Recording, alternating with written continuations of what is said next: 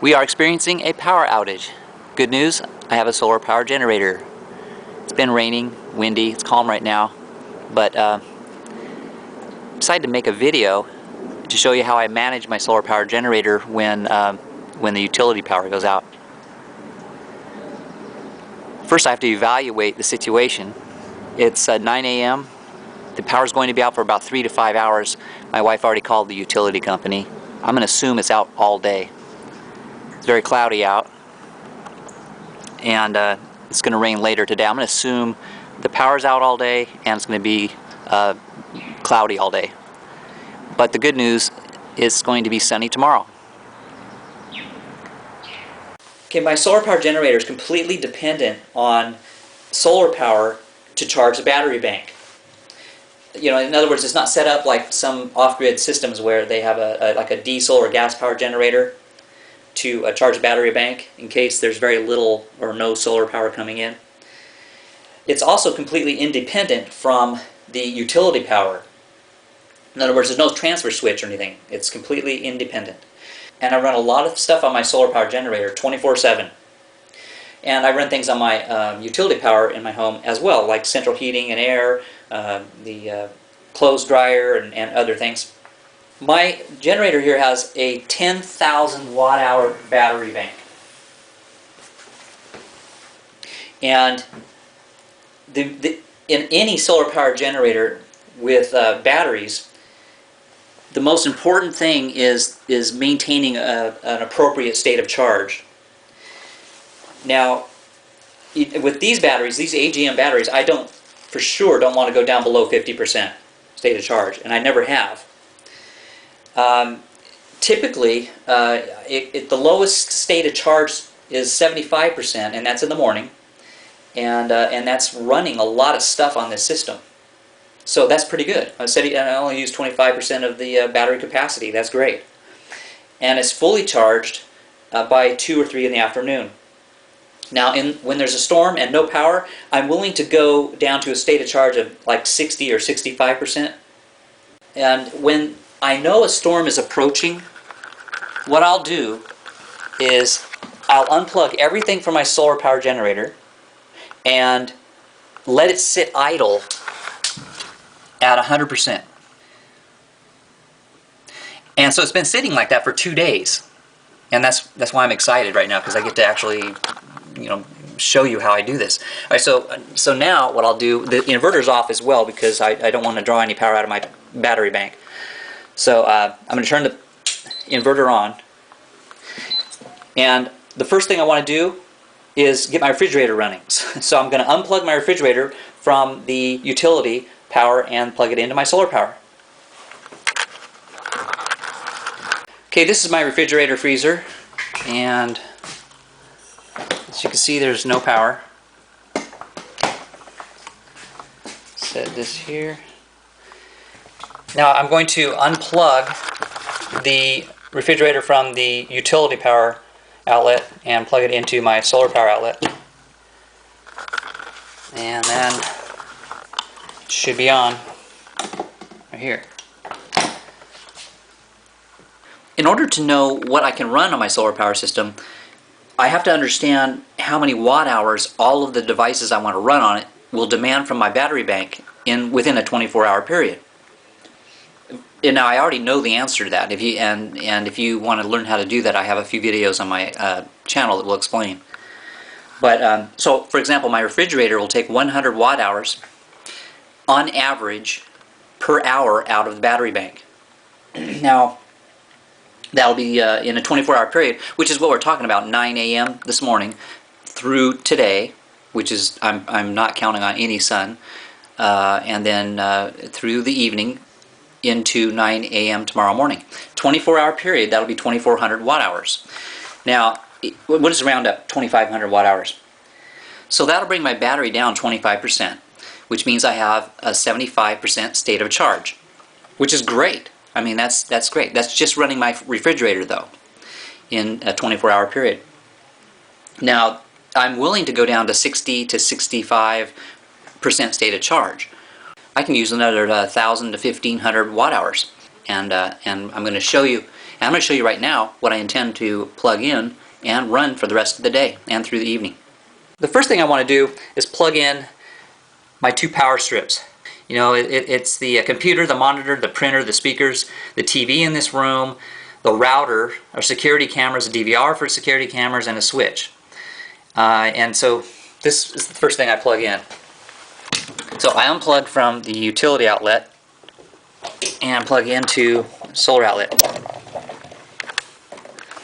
From utility to solar. Okay, one of the items on this is this TV. Normally I use it in here as to monitor security cameras outside, but also for Netflix and TV in here, but it's mostly for security cameras. I can monitor security cameras on my computer though. So when the power goes out, what I'll do is I'll take this TV and I'll put it in the living room. And so I'm going to do that right now and show you what it looks like. Okay, this is what my small TV looks like out in my living room. It's only 30 watts. The TV behind it and the stereo and the cable box take a whole lot more wattage than this little TV. In fact, right now, this little TV is just on my external antenna. And it's really cloudy and ready to rain again. I'm surprised it's actually working. If it doesn't, I can plug the cable box in. The only reason I have my lamp on right now is to show you that I have a lamp out here for nighttime.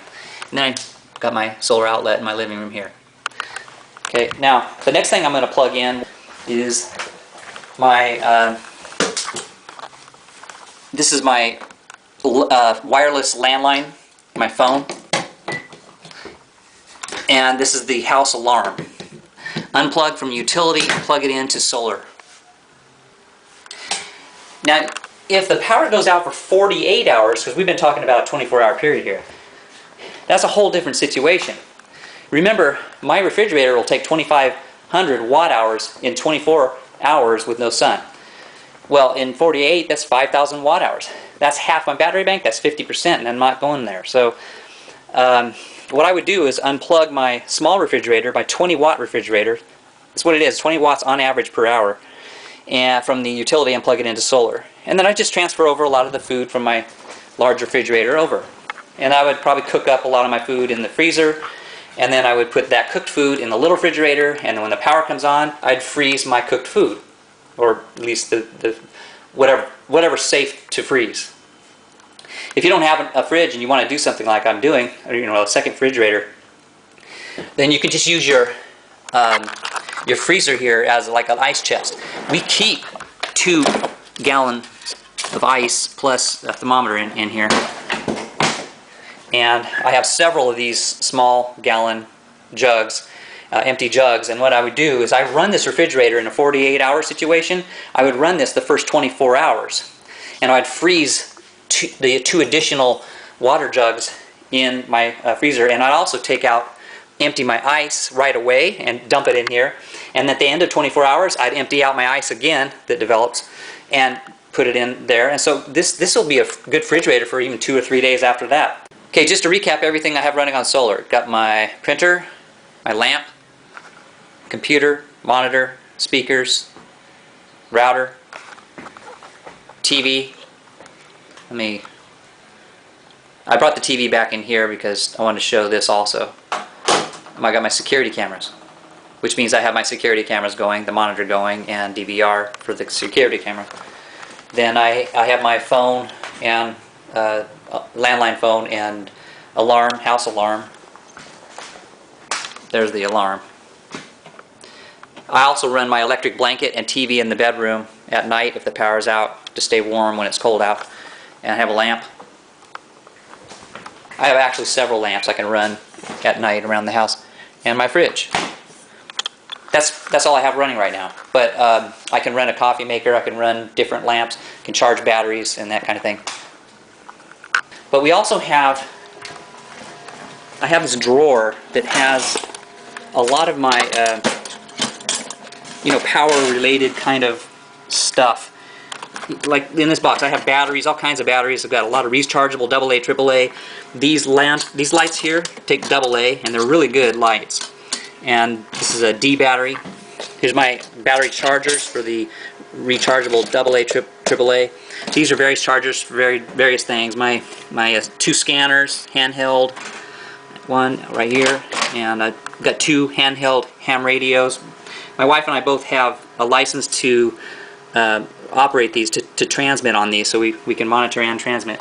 We have a solar and crank AM/FM radio, landline phone. It's really nice to have all of this kind of stuff in one place.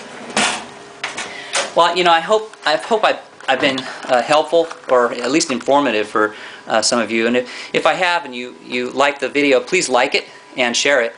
And don't forget to subscribe if you're interested in other solar type videos. I'm going to be redoing things on this system, and I'm also going to be reviewing a solar power generator, and probably building a lithium one, and reviewing 2 small solar power, I don't even know what they're called, like portable systems that you put in your backpack, the real small ones.